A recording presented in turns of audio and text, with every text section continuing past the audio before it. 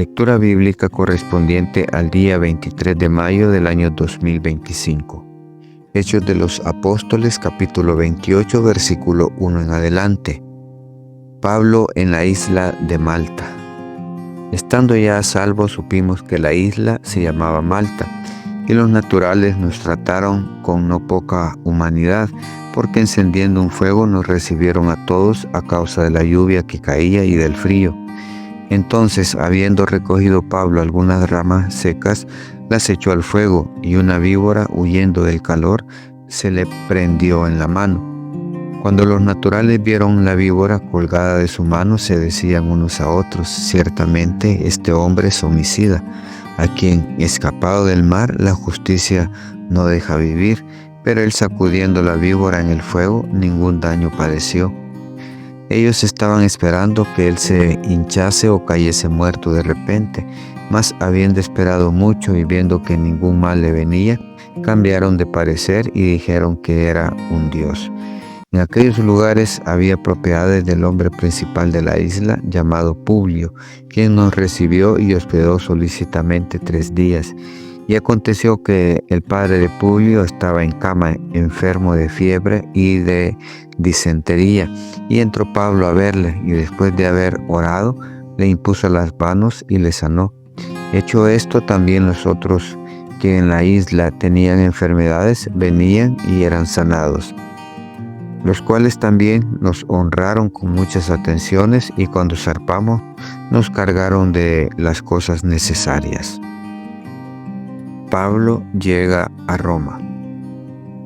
Pasados 3 meses nos hicimos a la vela en una nave alejandrina que había invernado en la isla, la cual tenía por enseña a Castor y a Pólux.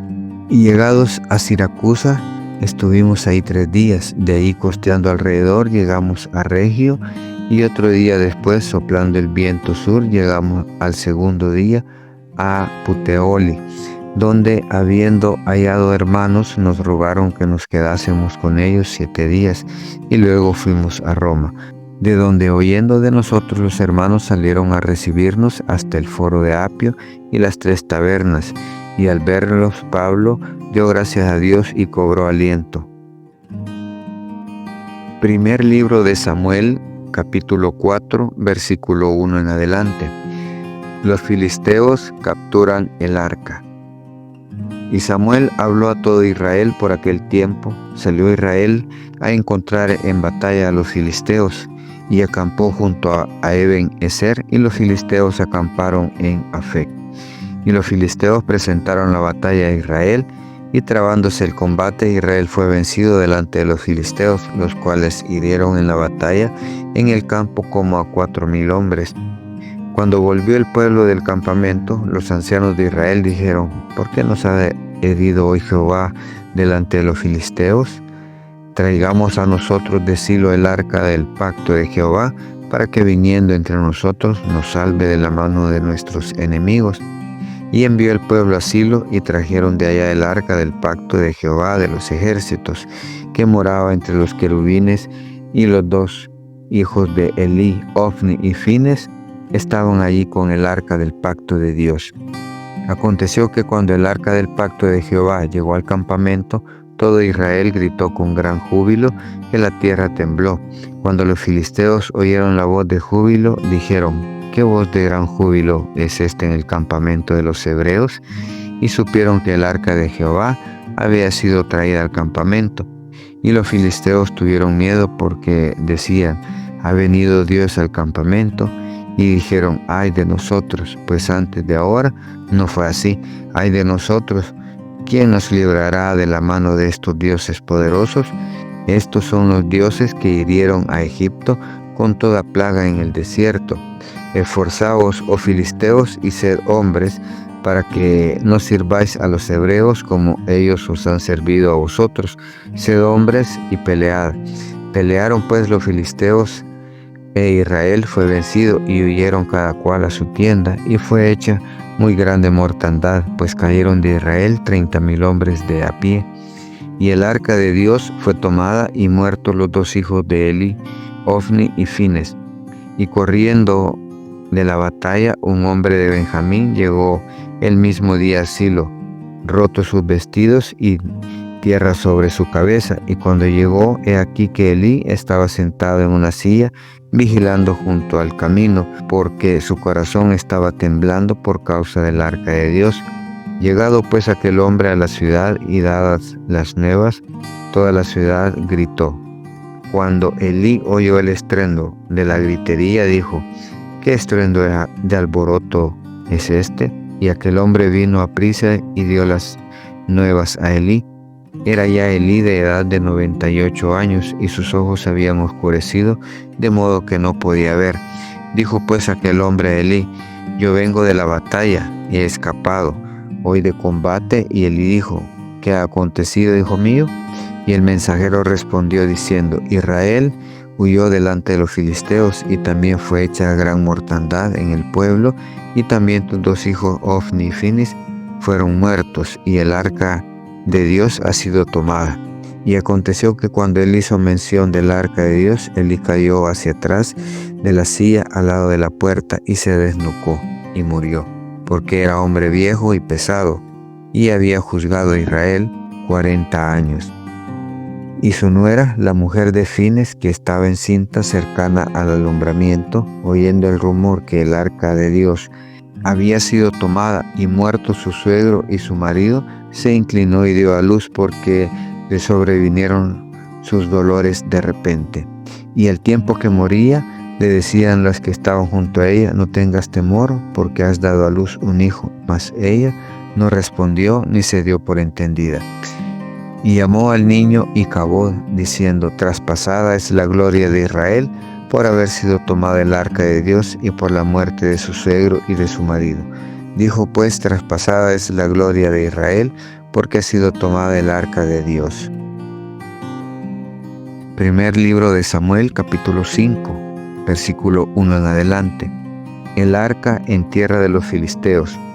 Cuando los filisteos capturaron el arca de Dios, la llevaron desde Ebenezer a Asdod, y tomaron los filisteos el arca de Dios y la metieron en la casa de Dagón, y la pusieron junto a Dagón.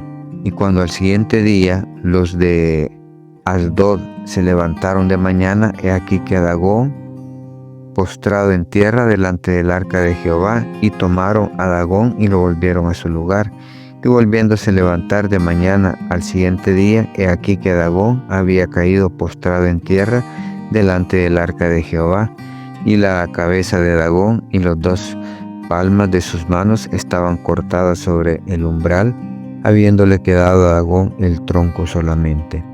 Por esta causa los sacerdotes de Dagón y todos los que estaban en el templo de Dagón no pisan el umbral de Dagón en Asdod hasta hoy.